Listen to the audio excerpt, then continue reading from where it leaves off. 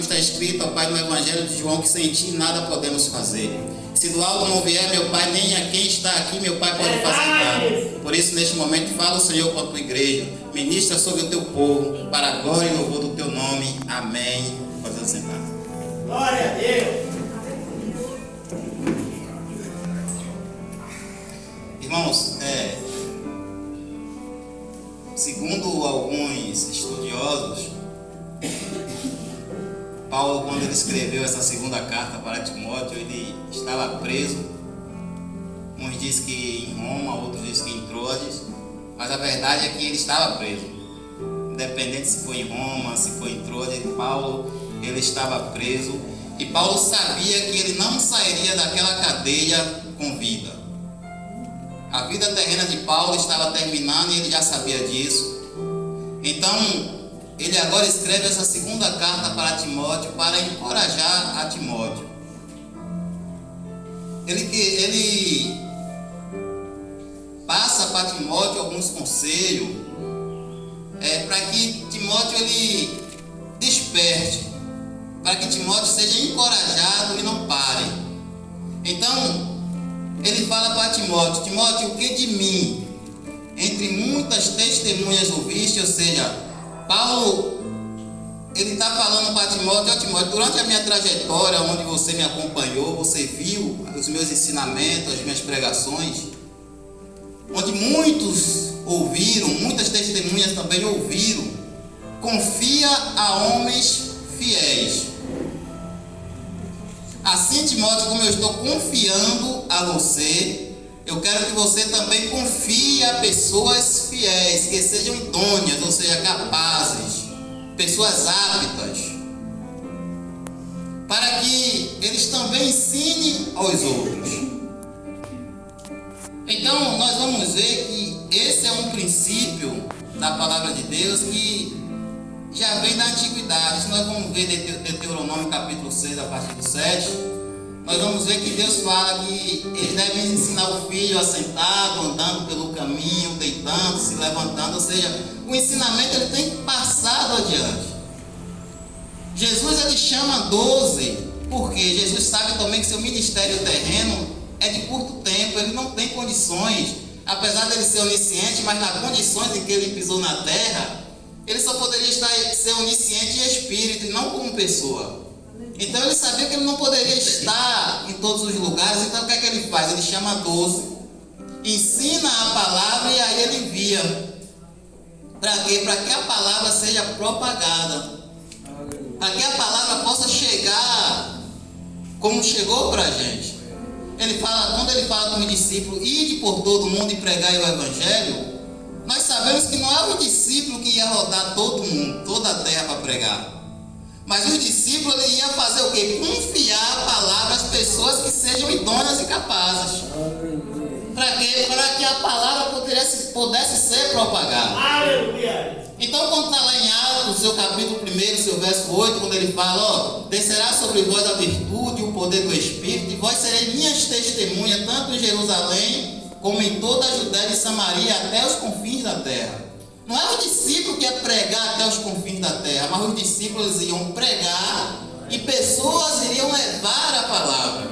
As pessoas iam levar esse ensinamento adiante.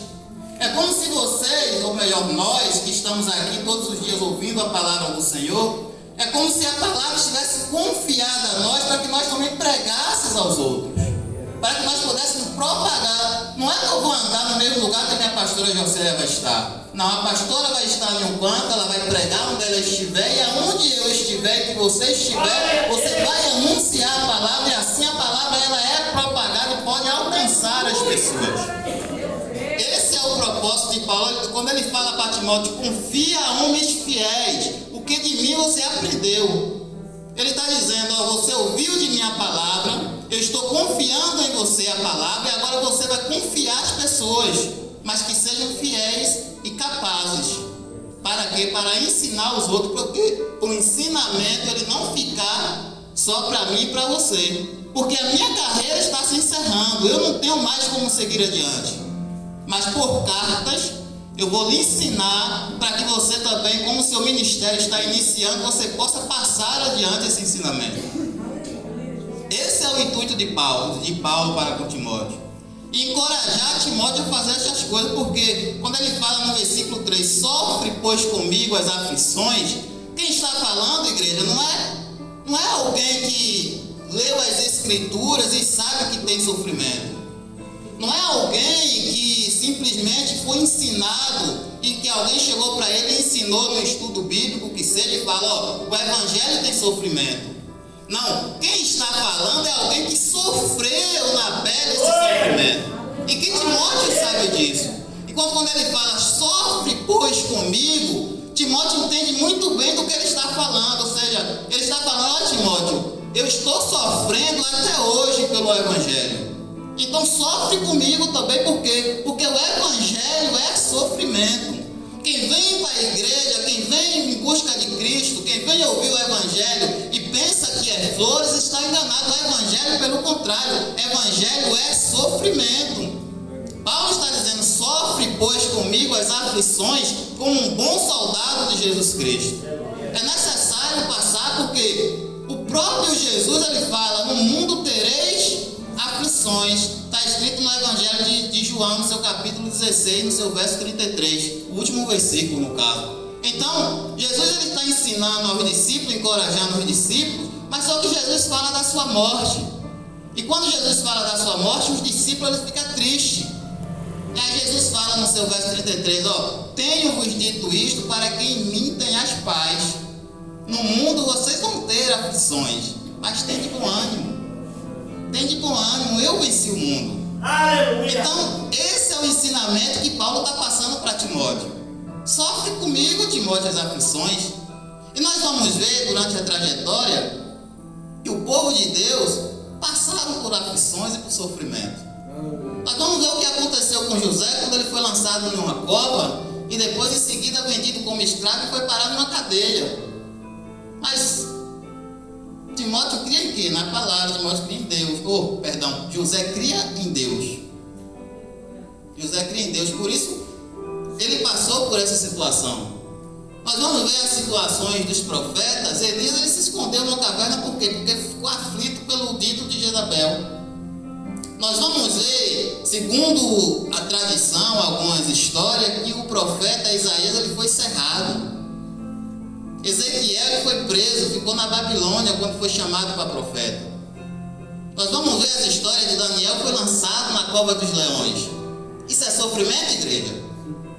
Os 3 que foram com Daniel foram lançados em uma fornalha de fogo, mas não negou a palavra, não negou o Deus que ele cria. Então, não é diferente nos dias de hoje.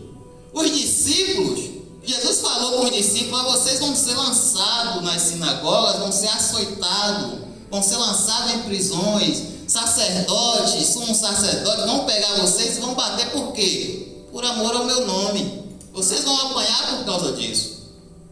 Então, nos dias de hoje não é diferente, igreja.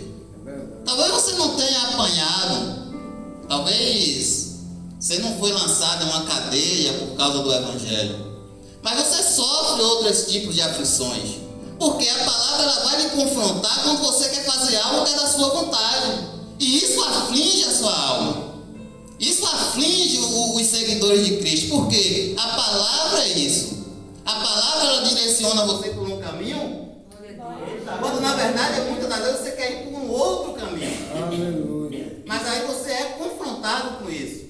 Por isso Paulo está falando com Timóteo, sofre comigo as aflições, porque ele está dizendo, tem sofrimento, Timóteo, vai ter aflição, Timóteo. Você foi chamado, Timóteo, você faz parte de um exército, você foi chamado como um soldado, quando você foi alistado em um exército, mas eu quero te dizer algo, Timóteo, é que esse exército ele nunca perdeu uma batalha, mas só que ele está em guerra constante. Não é um exército que é convocado para uma guerra quando vai acontecer uma guerra, não. Na verdade, nós estamos em guerra constante. A partir do momento em que nós entregamos a nossa vida para Cristo, começa-se uma batalha espiritual e nós somos soldados alistados nesse exército onde nós temos que guerrear todos os dias. E isso causa aflição. Nenhum soldado que sai para uma batalha, nenhum soldado que vai para uma guerra, ele vai feliz.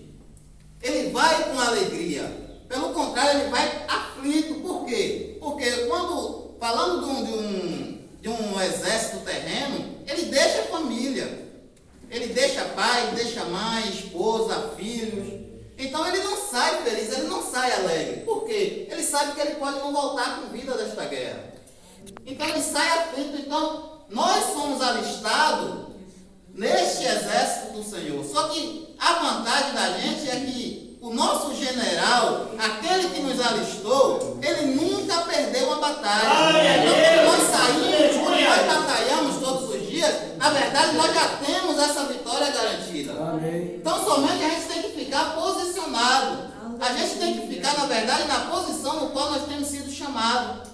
E Paulo está falando para Timóteo: ó Timóteo, ninguém que milita se embaraça com negócios desta vida. Por quê? Ele está fazendo isso para agradar quem o alistou. Aleluia. E nós somos alistados e nós devemos que agradar não a nós mesmos, mas sim aquele que nos alistou.